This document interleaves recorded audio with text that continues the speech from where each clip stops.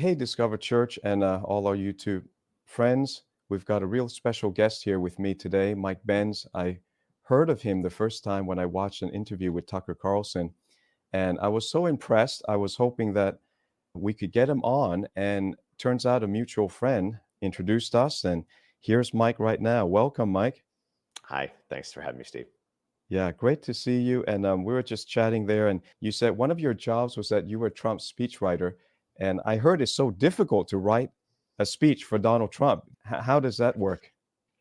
It's a great question. See, Trump, part of his charm is that he makes up his own mind and he's like an improvised jazz player, if you will, where there's a theme, but most of the magic of it is the particular variation depending on what he's feeling that day. So I think that authenticity from Trump is part of the magic of what the audience feels, that he's really present, that he really means what he's saying. But that means that the faux voice of a speechwriter is not necessarily as strong in a Trump speech. The main thing is he's very concerned with facts and figures. He wants to make sure that he knows that facts are accurate. And there are rhetorical flourishes that you might put at the beginning or end of a speech. But for the most part, you are playing Trump speech Russian roulette, if you will, in the sense that you have only a fractional chance that what's on the page gets read. But I think that, again, is part of his charm, part of the magic of it. So you feel proud as a speechwriter for Trump when he actually does go with what's on the teleprompter. Right. What a privilege you've had. And you also worked in was it in the State Department? Yeah, that's right. I oversaw the big tech desk there, which is basically our international diplomacy related to all things connected to the internet. So whether that's telecom or data privacy or social media platforms or AI. So all of that runs through this desk at State that I ran And in you were in 2020. charge of that. Okay, I want to come back to that, but I want to just start off on the most obvious hot topic, which is the July 13 assassination attempt. It just looks like every congressional hearing that I watch was stonewalling. The techniques of lying are just amazing. I didn't know how many different ways you can avoid a question. They're so expert at it, and it's frustrating that nobody is accountable for a possible assassination of a former president. It appears that there are multiple gunshot signatures, and it appears that there's another guy. Who is this in an open window on the second floor? I'm not sure if you saw this, Mike, and obviously this is the very moment where Trump is looking at the Jumbotron, less than 1 second before the shot, and he turns his head at that very moment. Graphic showing a possible second floor shooter. There's Crook's shot that missed. All right. And then this is the guy that was killed on the roof, Thomas Crooks. But again, it looks like possibly they're saying in this graphic a deep state sniper.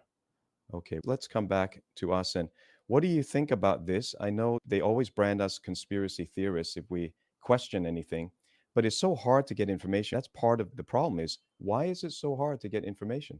The trick they use is something called an ongoing investigation. That's the magic phrase that allows the Justice Department to be able to jump on any grenade that might embarrass themselves or reveal malfeasance on their side, which is that if something is an ongoing investigation by the Justice Department, any leak or disclosure of sources and methods or of details about the criminal case are said to potentially jeopardize the investigation by any number of ways, by potentially letting the suspects or potential defendants know what the Justice Department knows about them prematurely, and all manner of rationalizations for that allow them to keep it all in-house. Now, of course, this is basically a lie. If you remember, in January 6th, they had no problem disclosing information about most of the suspects, putting up wanted pages about them,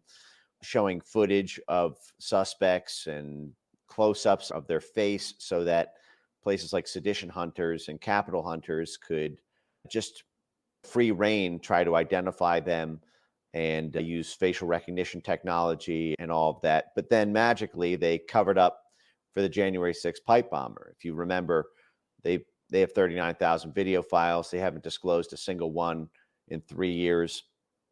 They covered up the actual videotape of the person planting the pipe bomb at the DNC headquarters. They have not disclosed whether or not it's a man or a woman, even the race, even though this person was walking around only semi-occluded with his face for an hour and a half, walking around the fortress of the national security state, Capitol Hill, Washington, D.C., making cell phone calls. But then they said, oh, the cell phone data was corrupted, but it wasn't for the other 1,500. So I think that's what's happening here.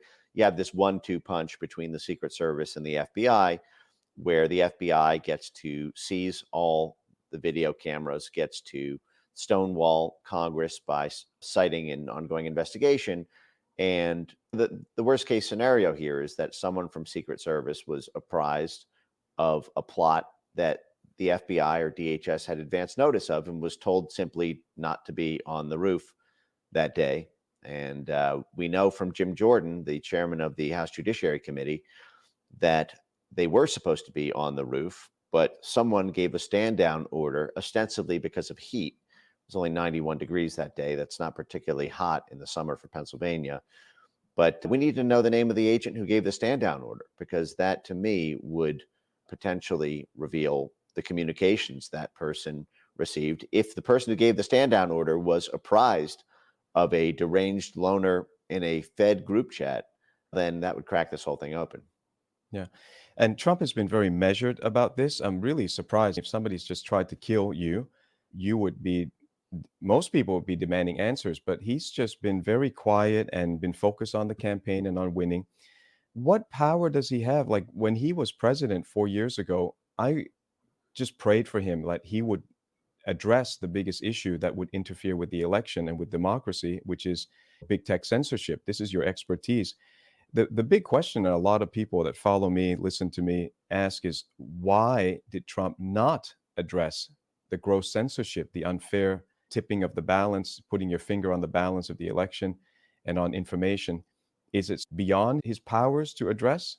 He really wasn't aware. And then when he was, I think, made somewhat aware, did not necessarily want to believe it for a number of reasons. So first of all, censorship in the beginning from 2016 to 2019 mostly affected Trump's base rather than Trump himself. It was not until about August, September of 2020, basically 2 months before the election, that Trump himself started to have his own tweets have reduced visibility, have fact checks attached, have these click-through interstitials, or to have the tweets basically be taken down for terms of service violations for questioning mail-in ballots. That didn't happen until 2 months before the election. So the first 3 years and 8 months of his presidency, he, I think, was in a bit of a state of denial about what was really happening. Now, part of that was Twitter was really his engine. Remember, he's an older guy who's, he's 78 now. And I don't think he's got the bird's eye view of the internet that millennials and Gen Xers and Zoomers have about looking around and seeing other people get censored. From his perspective, he had 100 million followers. He was having approximately the same engagement throughout. So I think he wanted to believe that it wasn't happening all around him. Part of this, I think, came down to some of the politics of what it would take to confront the private sector companies. While I was trying to alert the White House inner circle about how this was all happening and the scale and scope of it, Trump was doing simultaneous messaging about how MAGA stood for Microsoft, Apple, Google, and Amazon, i.e. that these companies, these big tech companies, represented the best of American greatness right at the time when I personally believed Trump needed to be challenging these companies for their censorship activities. Now, I think part of that was from the campaign perspective. They felt that Trump's reelection chances had something to do with his ability to tout the price of the NASDAQ and the Dow and the S&P and everything being up in terms of numbers. And big tech was really the golden goose laying the golden egg, so to speak, of those stock prices. Big tech had overtaken big oil as the largest sector of the American economy. And so I think Trump did not already had his hands full between Russiagate, COVID, and reelection on the basis of how economically successful these companies were.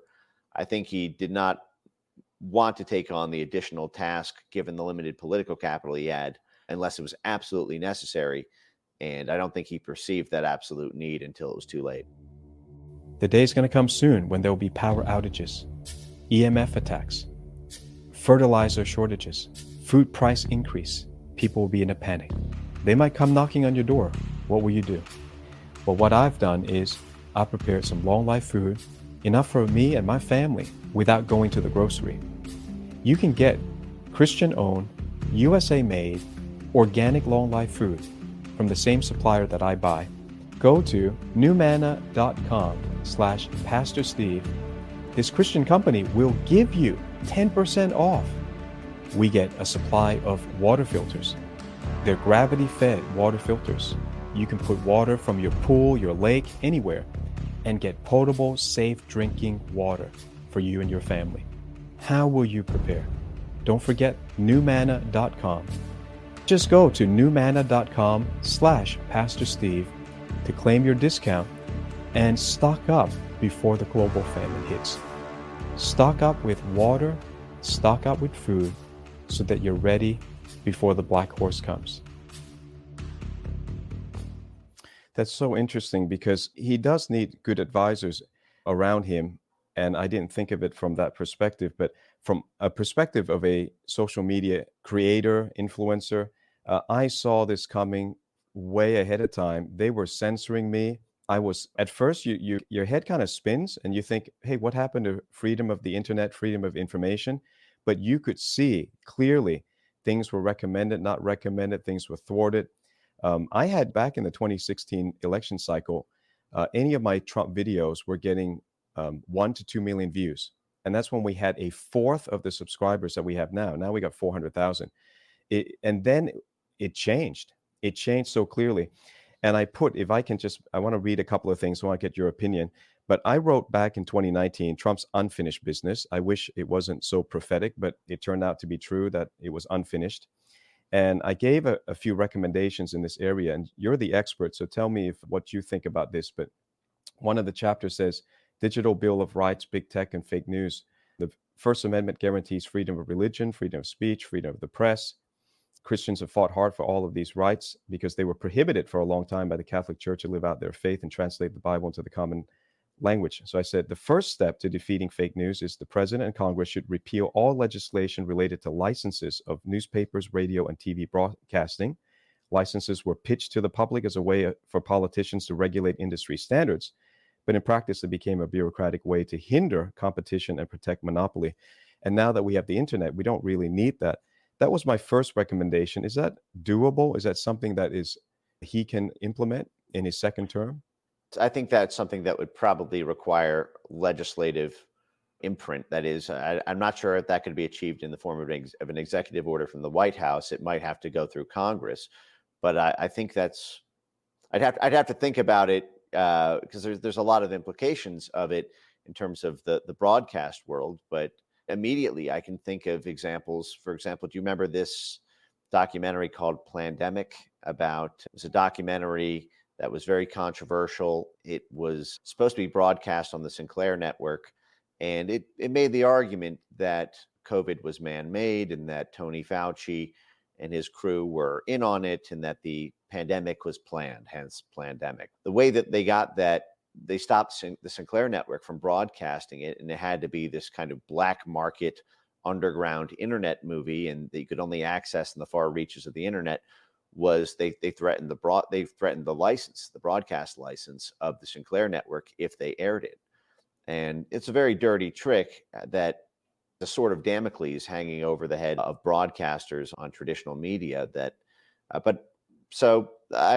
It's hard for me to immediately think of a counter argument to what you just laid out, given that most news, I think, today is consumed online. So it's not entirely clear what the difference is when you simply have a broadcast network doing it versus YouTube or Rumble or Instagram. Because I think that if you go about it the traditional way, like the way they broke up Standard Oil and things like that, it doesn't work that way anymore. You can't really break up these guys with AI and they're colluding between each other and the congressmen don't even understand the algorithm. But if you go at it from another way, always go to the money. I think that's the first thing, right? They are in a privileged position because of these licenses. My second step, I have several steps here, but I just want to bounce it off you. Second step, I'll read from Trump's Unfinished Business. It says, as a second step to combating fake news, all state financing of media outlets should cease. There's no place for taxpayer-funded media in today's world that includes the internet. Most Americans and Australians prefer a balanced approach to news. And in Australia, of course, that's not true. They peddle social engineering, propaganda at public expense. In America, $455 million a year is allocated to the public broadcasting stations like PBS and NPR. With near limitless viewing and listening choices, why would we need federally funded public broadcasting? A truly conservative government would end the waste and let free market operate. So again, I just think cut them off right at the funding, and then you'll have free independent media. You'll have the golden age, as you call it. The goal of your organization is to bring us back to the golden age of the internet freedom. Do you see any problem with that? What would happen if Trump did that? You're kicking open a CIA hornet's nest when you talk like that, because the goal of these state-funded media organizations is to propagandize in line with an agency directive. And it's maybe 455 million at home, but we also have a whole syndicate of media organizations, tens of thousands of them around the world, which are state-funded media that are paid for either by the U.S. State Department, USAID, or the Central Intelligence Agency. This is state-funded media has been the magic trick. A third of the CIA's budget went to paying media organizations throughout the Cold War, and it's approximately the same today. It's just done under the banner of CIA cutouts like the National Endowment for Democracy or USAID or the State Department's Global Engagement Center. But our whole modality of war is about media nowadays. It's since 1948, when the nature of war changed and it was banned by international law to be able to acquire territory by military force.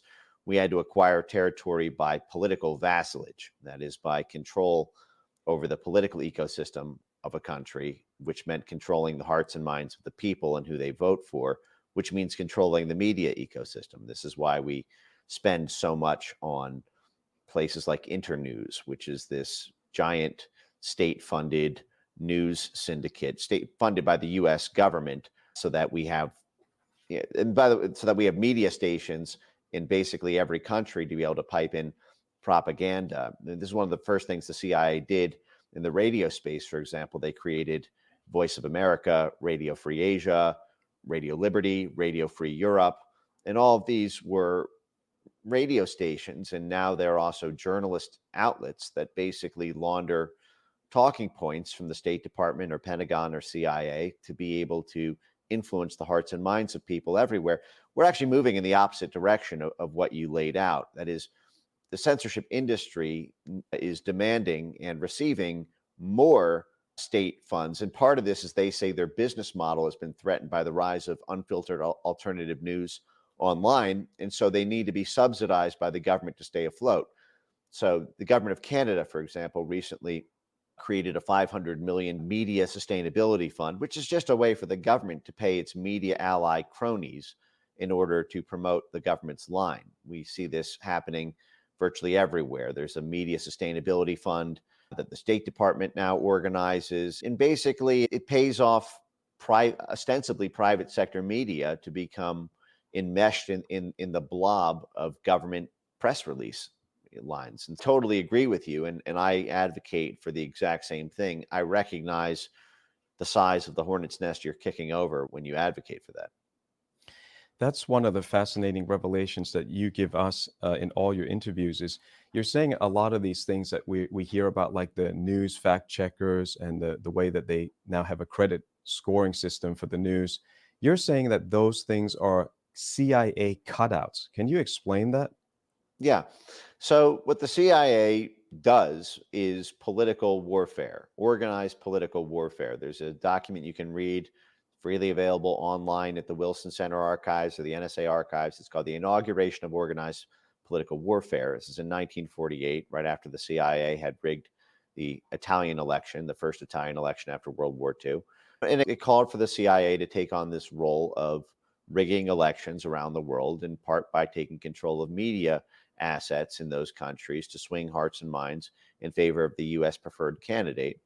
And this is something that the CIA got in a lot of trouble for in 1975 during the Church Committee hearings, which is the first real oversight of the CIA. This is something called Operation Mockingbird, where it turned out that between 400 and 800 different journalists were on CIA payroll, including at places like the New York Times and the Washington Post.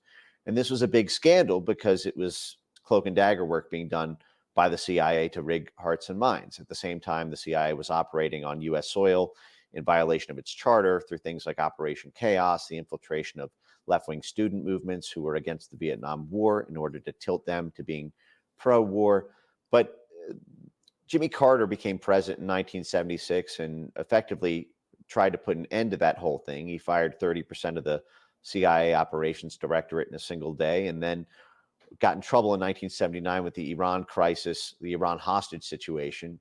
Ronald Reagan became president in 1980, and he tried to get back this CIA media power, in part by creating something called the National Endowment for Democracy and this whole web of cutouts. Now, what a cutout is, when something is born of a government operation, but then calls itself a private sector or a nonprofit or NGO, even though it's not really, it's just a front. But it was cut out of the larger operation. Now, this is the way we structure intelligence work everywhere. For example, if we want to march into Cuba and overthrow the government with student revolutionaries coming out of a university that's on CIA payroll, we don't just march in with W-2 tax forms and name badges that say, "Hi, my name is Mike Benz. I work for the CIA."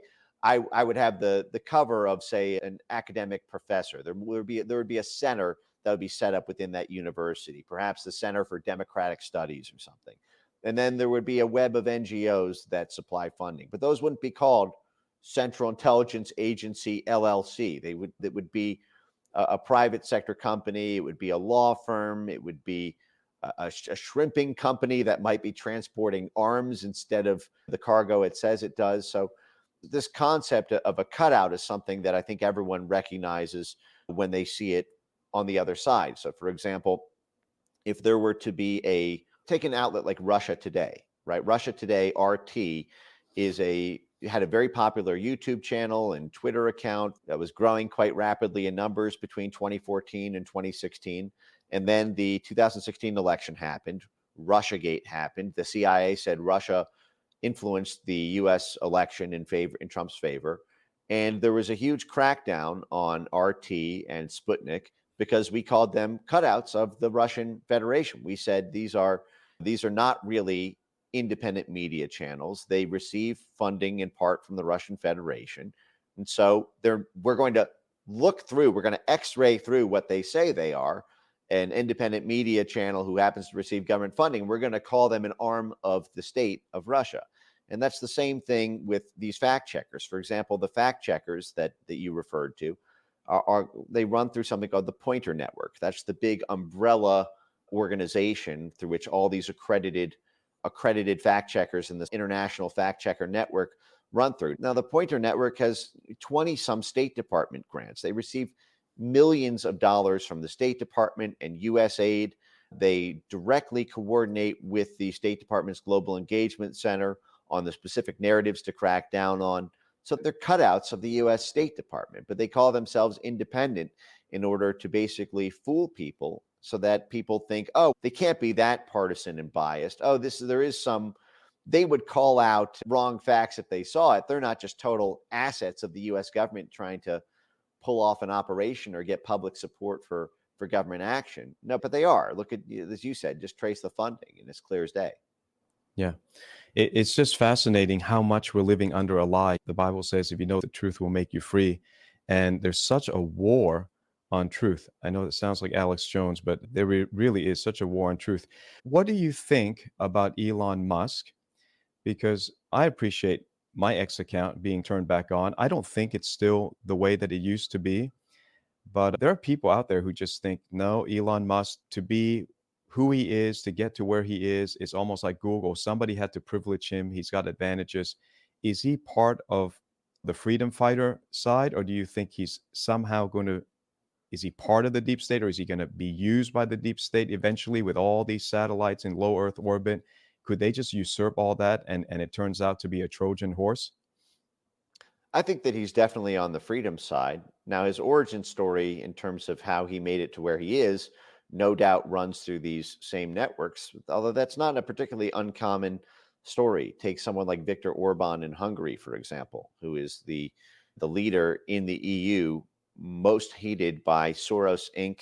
and by the Brussels NATO establishment. Viktor Orban started his career effectively under the tutelage of the Soros network in Hungary, and then turned against them, came from the machine and turned against it. You can argue it's the same thing with Donald Trump.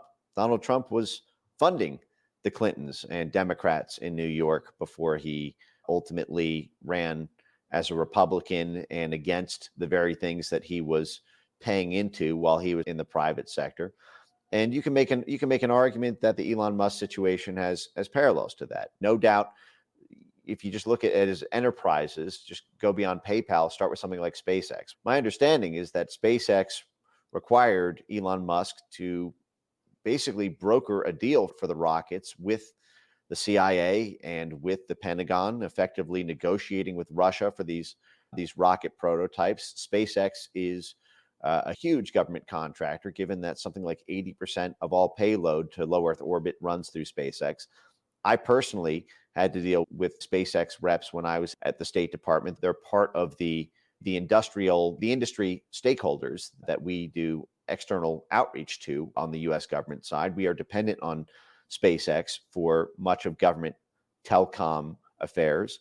You can argue it's the same thing with Tesla. Tesla has this renewable battery technology that's said to be effectively essential to the green energy revolution.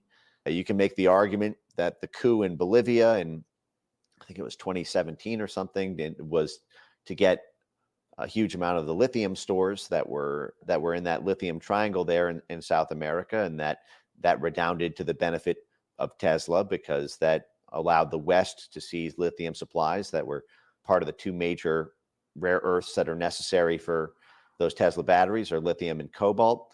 So you can make the argument that Elon, as a Pentagon contractor and State Department contractor, and I believe Tesla received something like $5 billion in government subsidies when it was making its come up, that he comes from that very force that he is now fighting against. But the fact is, no one's fighting against it more. Was basically a deus ex machina, came out of nowhere for him to spend $44 billion to end COVID-19, if you will. The COVID-19 pandemic effectively ended, the emergency state ended when people were free to post about it on X. The fact is, this election cycle is effectively uncensored on X. This time last year, you had hundreds of thousands of people banned on Twitter for talking about mail-in ballots, talking about election fraud. All of these were banned terms. They were scanned and banned by artificial intelligence, which was being programmed in by military contractors like MITRE and being overseen by government private sector partnerships between the Department of Homeland Security and this web of NGOs and university centers who had all infiltrated Twitter senior leadership and the trust and safety teams. And Elon effectively killed all of that to set us free. And not only that, he even added functionality to the platform like long form video, the sort of stuff that was impossible in Twitter 1.0 when everything was limited to 2 minutes and 20 seconds. So that not only can we have freer conversations, but we can have longer ones. It's now I'm sure there's still throttling of legacy accounts because it takes a lot of time to, frankly, just to root out all of the trust and safety filters in the code after Elon fired 80% of the trust and safety team there. But no, I think that he's undoubtedly a force for good.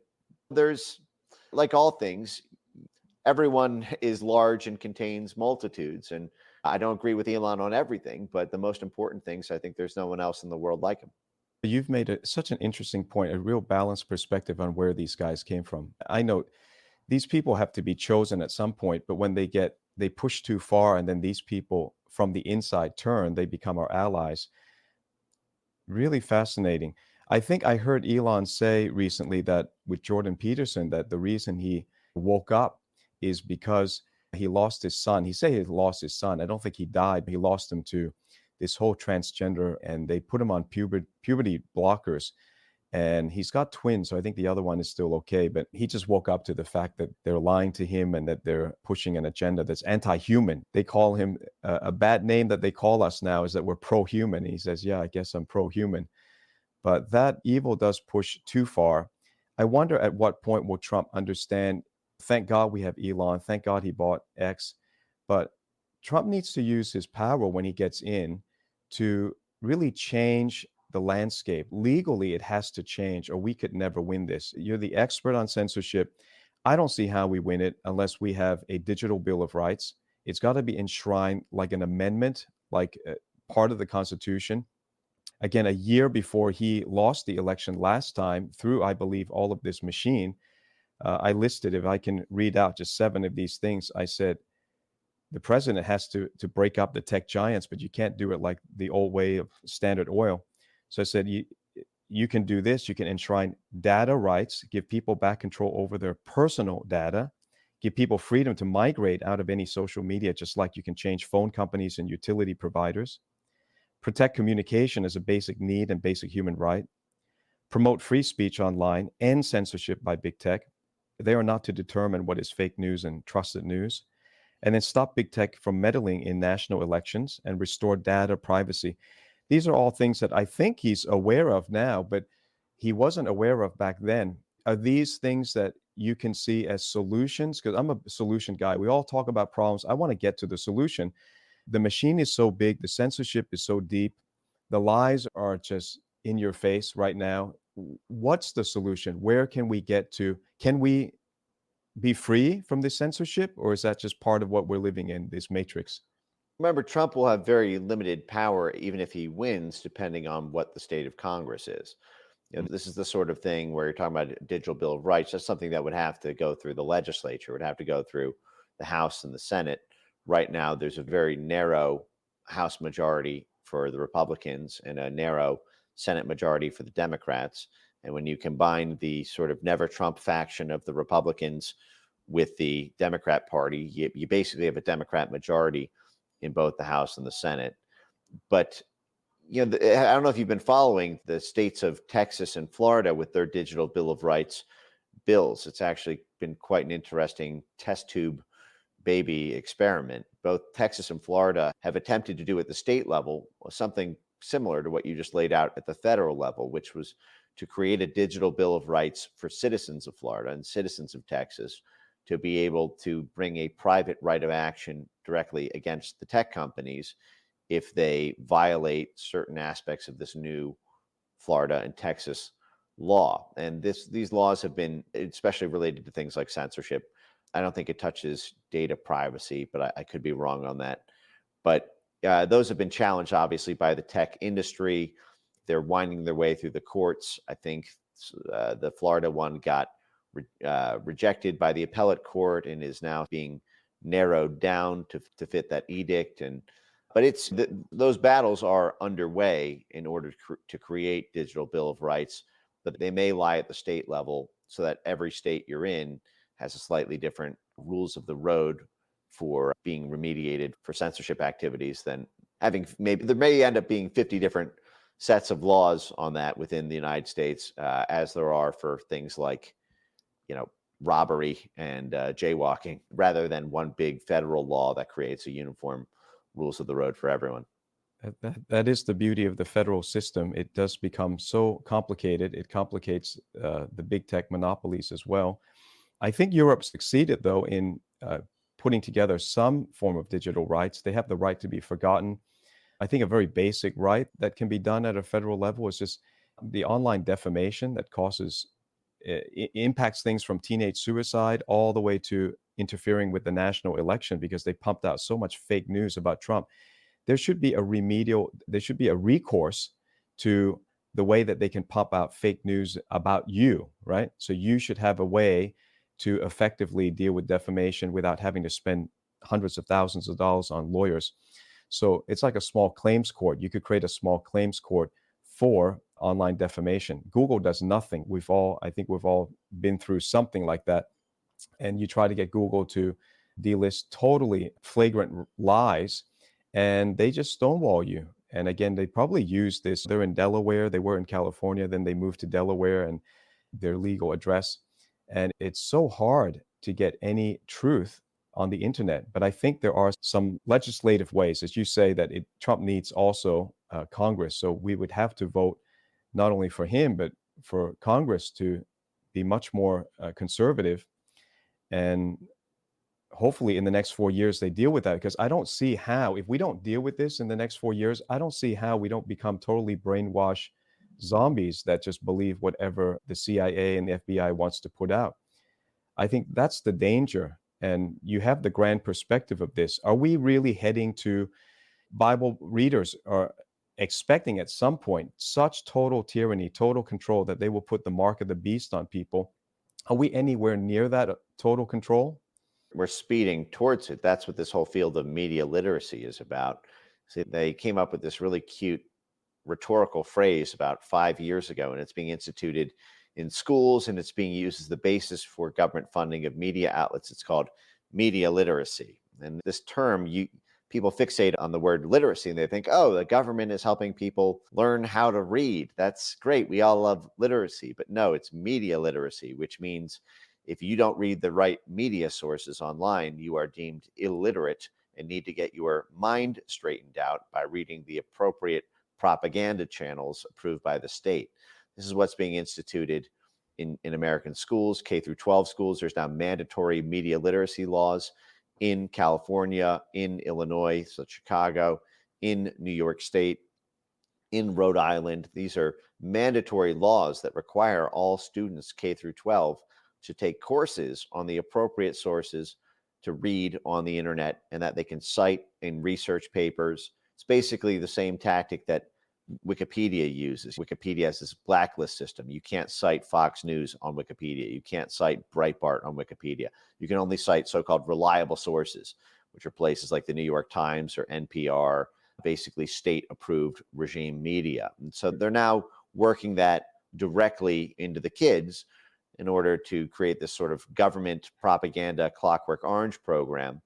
Remember where we came from as well. All of these mainstream media organizations really came from the state in some sense, you can argue. In 1942, the Pentagon created the Office of War Information, and at that time effectively rolled up all of mainstream media into the war effort, and then continued those relationships afterwards. You can argue that the entirety of the 20th century was government propaganda, that we didn't really have an independent media ecosystem.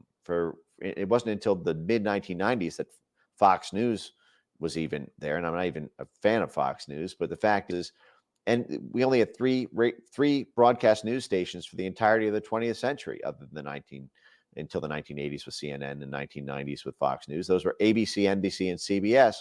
All three of those were founded by former Office of War Information veterans.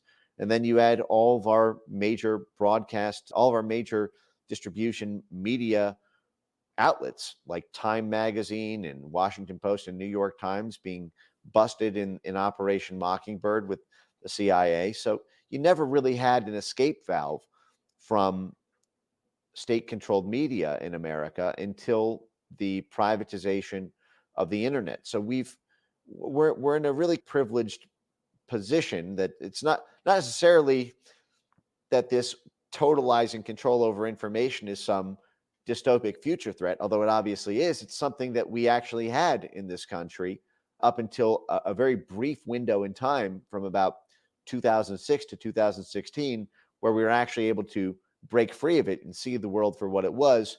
And now they're trying to put the wool back over everyone's eyes and get people back in a controllable box. You have such a fascinating perspective. And I did not know that they literally use those words, media literacy. This was in page 61 of my book 5 years ago. We published this, and it's so prophetic now when you go look at it. It's amazing. I want to read you 2 paragraphs. I literally felt that this was the tactic the left would use, and we would have to preempt it. But they're so smart. The left often points the way. I said in this 4th chapter about Digital Bill of Rights, I said, all students should be taught media literacy. Those exact words that you just said, the left is using. I know one Christian school in Australia that where this is being taught as part of the English curriculum. This can also be part of social studies or tech ethics. In the age of information, students need to hone their skills to identify bias, opinions dressed up as facts, and conspicuous omissions of facts, such as in the above case of the CNN Christian Amanpour. I had this interview where I just exposed what she was doing. Such a series of classes can be concentrated into one term or spread out monthly in a monthly class as a critique on local media. This way, students become familiar with the techniques journalists use to sensationalize a story, misuse statistics, manipulate emotions. Students need to learn how the gatekeepers of information break the ninth commandment out of the 10 of Moses, and then hold them accountable. And then I said what the president should do to address that. That's amazing that they're already onto that. So we're far behind again, and the book is prophetic. But where are the Republicans? Where's the advisors in the Trump administration to say this? If we don't get to the hearts and minds of the children, we're losing the media war. They're learning slowly, but I'm heartened to see that many are learning. There was the first ever hearing on NewsGuard, which is probably the worst, most malevolent actor in that media literacy space, just about a month ago in the Small Business Subcommittee. And my understanding is James Comer from the Oversight Committee has now taken up an investigation into this exact issue. So it's taken 8 years for it to finally catch congressional attention, but it is catching it. This is one of these things where part of the onus is on people in the media, is on people with podcasts, is on people with YouTube channels, is on people with large social media followings in order to educate the masses about this, to elevate public consciousness. And that's what really motivates members of Congress to take action. Congress doesn't lead the way. Congress only takes action on something when it's on the tip of everyone's tongues. So that particular congressman or sponsor of a bill becomes a hero because they're responding to a perceived public need. So the onus is on us to create that demand that Congress responds to.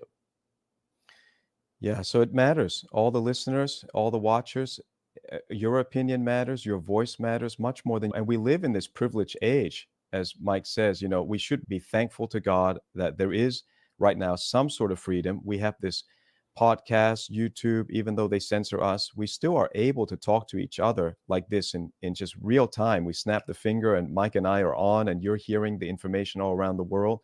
We want to make sure that we keep this up. Mike, tell people about your social media handles, how they can find you. What can we do to help you in your cause? Best place is on X, at Mike Ben Cyber, all one word, at Mike Ben Cyber. And then also I have a foundation. It's foundationforfreedomonline.com. And that's where we publish investigative reports on threats to internet freedom. These are long-form deep dives on all manner of issues. Check me out on X and on our foundation's website. And thanks for your time, Steve. This is a great conversation. Yeah, I know you have much more to say than we covered in around 40 minutes.